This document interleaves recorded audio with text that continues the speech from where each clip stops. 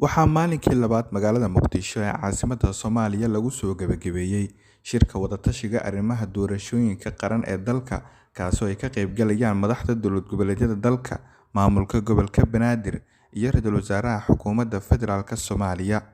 Shirkan ayaa qodobada looga doodayo waxaa ka mid ah kuwii markaasi la isku haystay ee heshiiskii 17kii Sebteembar, kuwaasi oo markaasi madaxda ay turxan bixin iyo weliba lafagurid ay ku sameynayeen. Markii kulanka uu soo idlaaday kadib ayaa waxaa warbaahinta uga warramay waxyaabihii maanta kulanka ku soo kordhay afhayeenka xukuumadda Soomaaliya Maxamed Ibraahim Macalimo, isagoona yididiilo wanaagsan ka muujiyay shirka iyo in natiijo wanaagsan ay ka soo bixi doonto.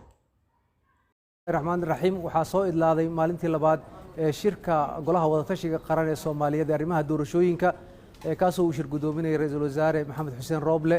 Shirkan oo ay ka qayb galayeen madaxda dowlad goboleedyada Soomaaliya, madaxweynaha Puntland, madaxweynaha Jubbaland, madaxweynaha Galmudug, madaxweynaha Koonfur Galbeed Soomaaliya iyo madaxweynaha Hirshabelle iyo sidoo kale gudoomiyaha gobolka Banaadir ayaa runtii maanta waxa uu ahaa mid yididiilo leh marka la fiiriyo sida madaxda furfurnaanta leh ay uga munaaqashoonayeen arrimaha taagan.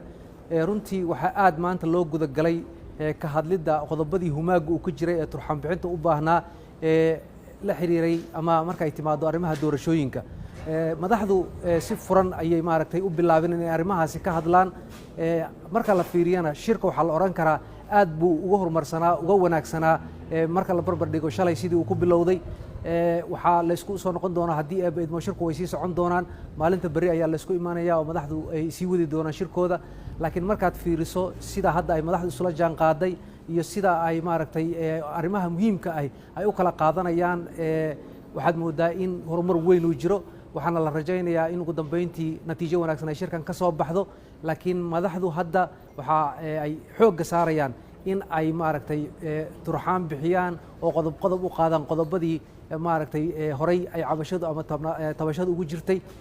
Waxaana la filayaa marka ay madaxdu isla soo dhameeyaan in warmurtiyeed rasmi uu ka soo bixi doono haddii aaba idmo.